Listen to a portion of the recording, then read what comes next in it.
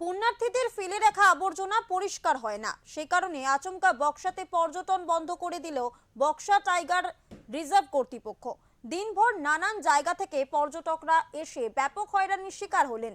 পর্যটন চালুর দাবিতে বক্সার বিভিন্ন বনবস্তির মানুষেরা অবস্থান আন্দোলন শুরু করেছেন। ক্ষোভ জানিয়েছেন পর্যটকরাও।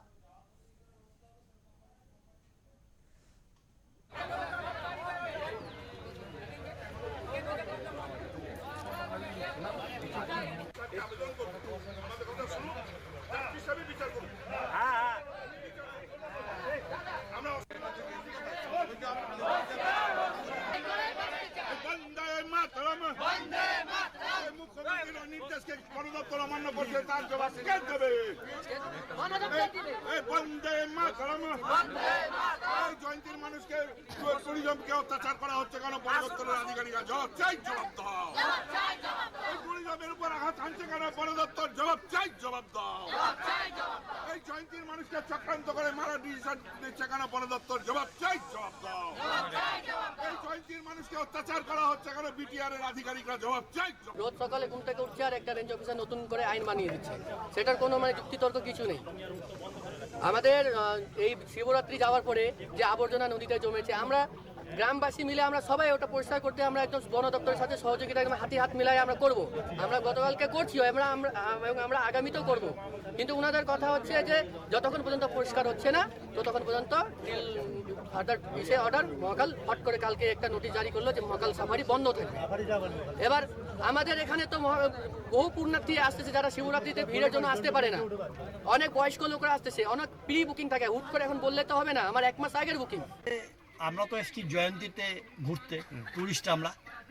এখানে হয়েছে, এইখানে যারা লোকাল লোক আছে যারা মহাকাল মন্দিরে নিয়ে যায় তাদেরকে যাতায়াত বন্ধ করে দিচ্ছে আজকের গাড়িতে।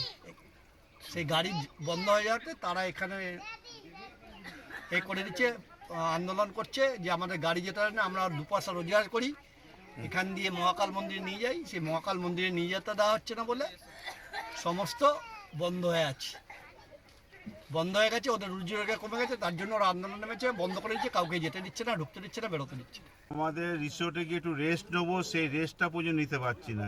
কেন? আমরা যে ওইখানে যে নেতাজি যেখানে জেল ছিল সেখানে প্রায় 2 ঘন্টা হেঁটে উঠেছি, ফিরে যে আমরা রিসোর্টে গিয়ে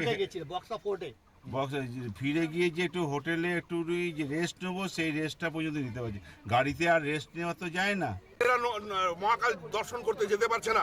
এই যে টর্চার মানুষের উপর করে যাচ্ছে, তার বিরুদ্ধেই আজকের আমাদের এই প্রতিবাদ, আমাদের এই ধর্ণা। যতক্ষণ না এই ট্যুরিজমের গাড়ি মানুষকে পুণ্যার্থীদের যেতে দিচ্ছে ততক্ষণ অনির্দিষ্টকালের জন্য আমাদের এই ধর্ণা চলবে। জয়ন্তী গ্রামের মানুষের উপরে অত্যাচার বিটিআর এর আধিকারিকদের আমরা কোনোদিন মানছি না, মানবও না। তার জন্য আমাদের মরতে হলে মরবো, বাঁচতে হলে বাঁচবো। প্রশাসন গুলি করে মারুক, মেরে ফেলাক আমাদেরকে, কিন্তু জয়ন্তী গ্রামের মানুষের উপরে অত্যাচার আমরা মানবো না, মানছি না। যা হবে হবে।